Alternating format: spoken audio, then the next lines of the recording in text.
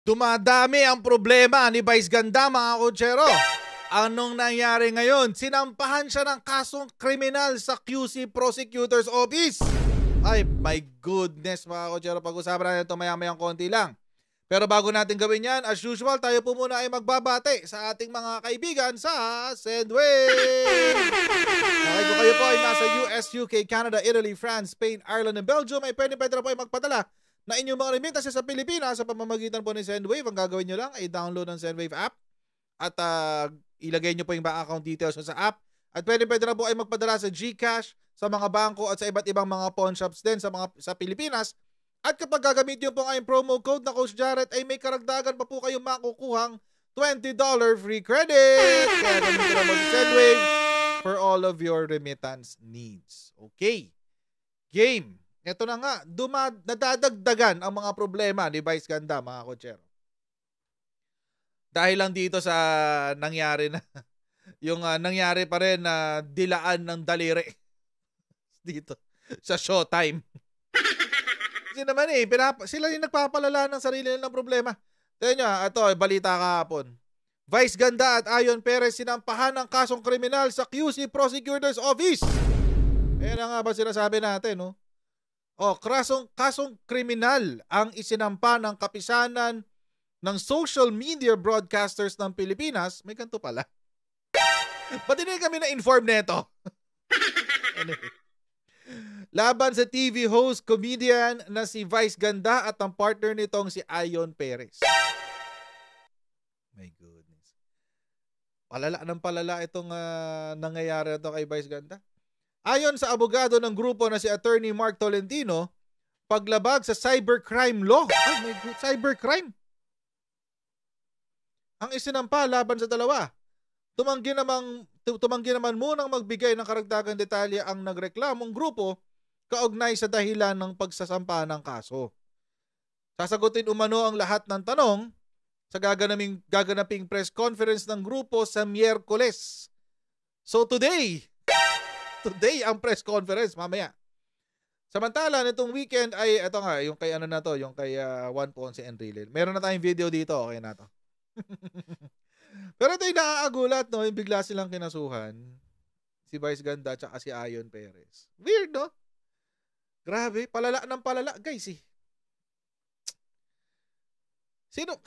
Alam nyo, ito si Vice lang at si Ayon nagpapalala ng kanilang sariling problema. Promise. Sila lang. Napakasimple na kailangan lang gawin, pero anyway. Ito nga, ano yung kaso? Ito. Ayan yung hinabla. Okay, tingnan natin yung kaso. Tingnan natin yung papeles. Ito yung papeles, ayan. Ayan, no? Investigation Data Form, QC Prosecutor's Office, Records and Docket Division. Ayan, no?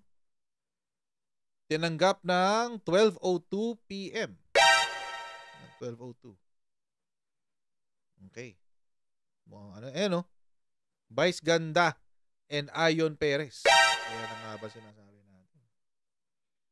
Diba? Lino-lino. Ayan, Jose Marie B. Besaral, aka Vice Ganda. Benigno Perez, also known as Ayon Perez. Ayan. So legit na may kaso, mga kotsero. Ano naman yung ikinaso? Tingnan natin. Okay. Ito yung complainant. Ayan. Kapisanan ng social media broadcasters ng Pilipinas. Represented by Leo O. Olarte. Ayan. Ito yung kinaso. Tapos ito yung mga witnesses. Okay.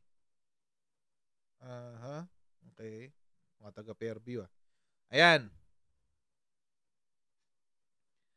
Ano daw yung laws na, ano daw yung batas na violate, no? Violation of Article 201 of the Revised Penal Code. Puntahan muna natin yan. Yan ang unang kaso. Kasi ito pong cybercrime ay kumbaga dahil sa computer ginawa, kaya siya naging cybercrime. Yun lang po yun, mga kotsero. Pero ito po talaga yung ito po talaga yung na-violate Article 201. Puntahan natin yan. Ayan. Wait. Ba't ganun? Yan. Ito, Article 201. Okay. Mga mabigat to . Article 201, immoral doctrines, obscene publications and exhibitions. Ay, mabigat. And indecent shows. Ay, Diyos ko.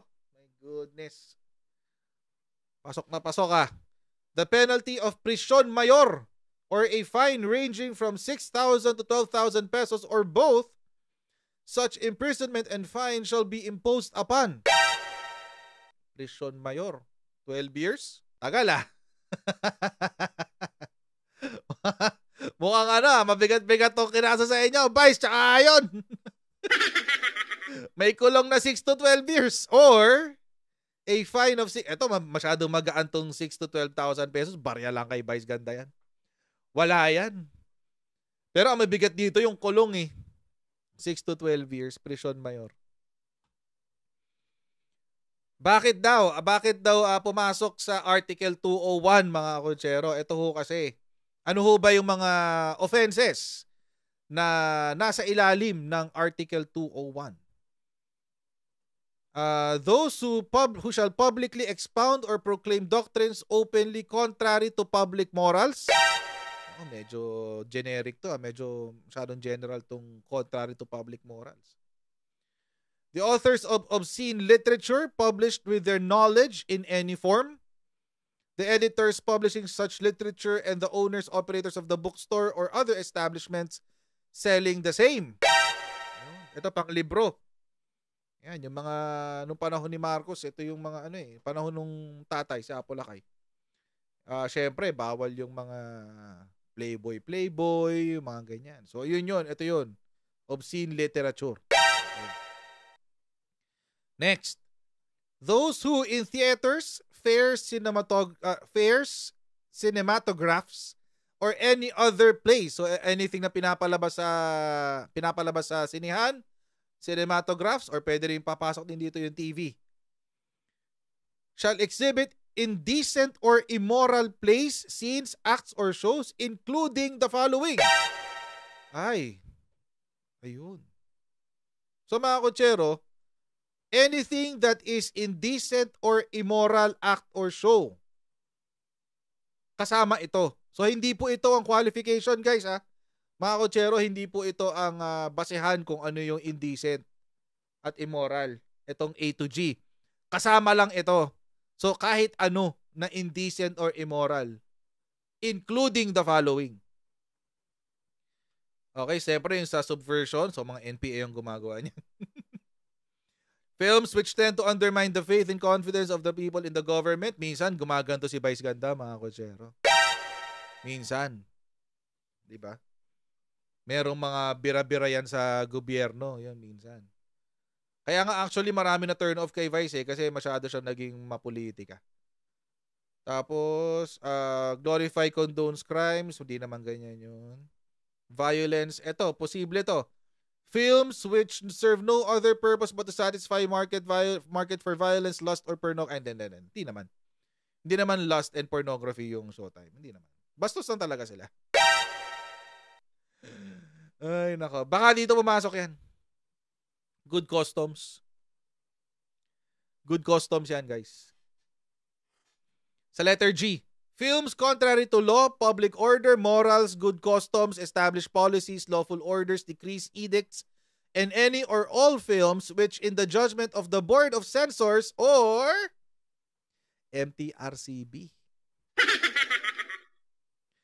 or other agency established by the government to oversee such motion pictures as are objectionable on some other legal or moral grounds. Eto na nga.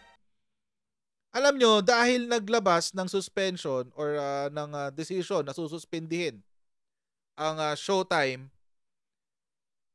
mukhang papasok po sila sa letter G. Kasi wala pa namang MTRCB nung panahon ni Makoy eh. Pero merong Board of Censors for Motion Pictures or other agency established by the government to oversee such motion pictures are objectionable on some other legal or moral grounds. Papasok siya sa letter G. Dahil doon sa decision ng MTRCB. Good luck. Good luck.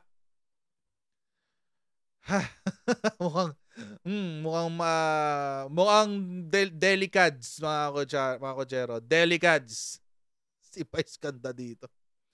Ano pa yung isang kinaso? In relation to Section 6 of RA number 10175, okay, RA 1075, ito yung ito yung cybercrime. Ayan, Cybercrime Prevention Act. Ayan. Okay. Ano daw ang section? Tingnan natin. Section 6. Okay, Section 6. Okay, Section 5. Section 6. Ayun.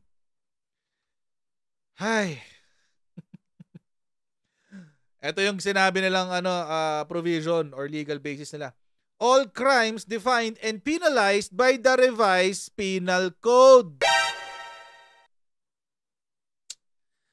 as amended and special laws if committed through and with the use of IC technologies or information and communications technologies, shall be covered by the relevant provisions of this act, provided that the penalty be imposed shall be 1 degree higher. What? Than that provided by the revised penal code, as amended and special laws as the case may be. So mga kochero, ito ngayon ang malaking problema ng show nila Vice Ganda. So di ba ang sabi dito, ang penalty for violating Article 201 ay prison mayor or a fine ranging from 6,000 to 12,000 pesos. May cybercrime. So tataas siya ng 1 degree yung penalty niya. Prison mayor and temporal disqualification, ito yung sinasabi natin kanina. 6 to 12 years. Okay. Next level, mga kochero, is reclusion temporal. The penalty of reclusion temporal shall be from 12 years and 1 day to 20 years. My God, ang bigat dahil sa Cybercrime Prevention Act. So mga kochero, ang laki ng problema dito ni Vice. Malaki yung problema niya dito.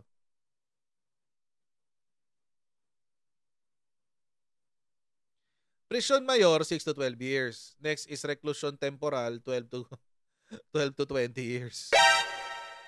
Dahil sa cybercrime prevention. Ay, my goodness. Good luck, Vice. Mukhang kailangan mong ng matindi-tinding abogado dito. Kasi ang bigat nitong ikinaso sa inyo eh. Actually, ito rin yung ikinaso kay ito rin ba yung kinaso kay kay Pura Luca Vega?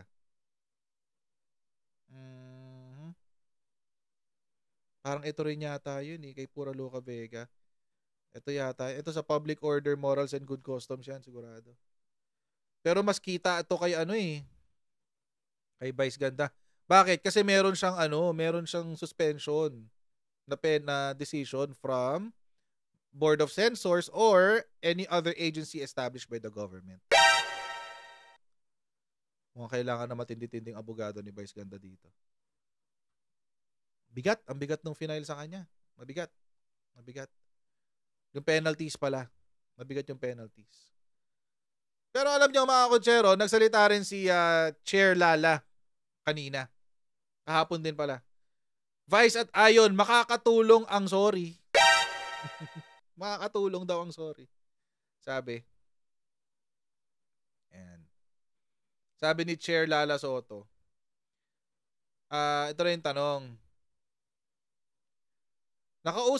Sabi ng Abante, nakausap namin si Chairperson Lala Soto. Tinanong namin kung makakatulong kaya kung humingi sila ng sorry na ginawa ng iba na nagkaroon ng violation. Ilan sa mga ito ay sina Wally Bayola ng EAT, Regine Tolentino ng It's Showtime, at Daisuri Choi ng Itbulaga. Lahat yan, nagsorry. Maliban kay Vice at kay Ayon. Sabi ni Chair Lala, positibo naman ang naging tugon niya sa tanong namin. Aniya, honestly, I personally think that yes, it will help. But syempre, may kanya-kanyang pag-iisip ang board. Hindi ko naman kontrolado ang kanilang kaisipan, pero yes, makakatulong talaga. Ayun lang naman pala. Yun naman pala, mga kutsero. Makakatulong naman pala kapag ikaw ay nagsorry. Pero, what do we expect? Kanina nga lang, di ba, nung sagot niya kay Enrile sa Showtime kanina, wala eh. Ganun talaga, may talaga eh. Meron talaga siyang pinaglalaban eh. O di hayaan natin siya, ipaglaban niya yung gusto niya ipaglaban, di ba? Wala namang problema doon. Walang problema doon. Ang pangit lang dito, mga kutsero, parang wina-whitewash pa ng ibang mga Pilipino, yun nangyari. Let's call a spade a spade. Tawagin mo talaga nating indecent yung ginawa nila. Yun ho kasi talaga eh. Yun ho talaga yung nangyari. Indecent po talaga. Tawagin na ho natin ganun yun. Hindi naman mawawala. Tapos, nagtataka rin ako kalabais, hindi naman ikabababa na kanilang pagkatao kung magbigay sila ng sorry. Pero hindi ginagawa. Kung ganyan ang sistema, mahihirapan ho talaga si Vice at si Ayon na makakuha ng pabor sa mga kinauukulan. Hindi nyo ho pwedeng yabangan ang kinauukulan natin, mga kutsero. Lalo na't ginagawa nila yung trabaho nila tulad ng ginagawa ni Chair Lala. Ginagawa lang naman niya yung trabaho niya tapos nagagalit yung mga fans. So weird. Oh. Imagine niyo mga kutsero, kung yung Willie Gonzales, walang ginawa ang pulis, walang ginawa ang Senado, walang ginawa ang LGU ng Quezon City. Magagalit kayo o hindi? Siyempre magagalit kayo. Kasi masama yung ginawa ng Willie Gonzales. Yung nanutok ng baril sa siklista. Masama yun. So magagalit kayo kapag walang ginawa ang DILG, walang ginawa ang LGU, walang ginawa ang Senado, at walang ginawa ang mga pulis. Magagalit kayong lahat. Ganon din ho dito. Ganon din ho dito. Pag wala akong ginawa si Chair Lala Soto, magagalit din ang tao sa kanya. Ito pala. Magagalit din ang tao sa kanya. At hindi ho niya pwedeng sabihin na, kasi pinagbibigyan ko lang, ganyan. Hindi. Ang sasabihin ng tao sa kanya, Chair Lala, baka naman gawin natin ang trabaho natin, di ba? Yun ang sasabihin sa kanya ng mga tao. So sa mga fans ni Vice, simple lang naman yan. Kung gusto nyo talagang isalba yung idol nyo, kumbinsihin nyo siya na mag-apologize. Baka maging, mitigating circumstance. Diba? I-recognize niya yung kanyang pagkakamali. Tapos, mag-sorry sa taong bayan. Kaysa yung naikipag-asaran pa siya, naikipagtaasan siya ng ihi sa gobyerno na mahirap kalaban ng gobyerno, guys. Kahit anong gawin mo, mahihirapan kang kalabanin ng gobyerno. Mamamatay ka, buo pa rin ng gobyerno. Kahit tumanda ka at malagutan ka ng hininga, hindi mawawala ang gobyerno. Nandyan yan. Mawawala lang yan. Kahit sakupin tayo ng ibang bansa, ibang gobyerno lang ang hahawak. May gobyerno pa rin. So, might as well, di ba? Do what is right. Total naman, ang na-violate naman is public morals. Good customs, public morals. Ayan, kinasuhan ka na tuloy. Criminal case to. The Revised Penal Code, Article 201 ng Revised Penal Code. Criminal case to. Hindi ito kasong sibil, kasong criminal ito. So, kumbinsihin nyo yung idol nyo na medyo tapak-tapak ng konti sa lupa para hindi masyadong napapasama. Ayan, so mga kutsero, ganito lang po muna tayong muli, mga kutsero. God bless all of you sa ating sa mga viewers natin. At maraming po salamat sa inyong patuloy po na pagsuporta sa ating channel. And I'll see all of you in our next Coach Giant Live. Bye everyone. See you next time. Bye.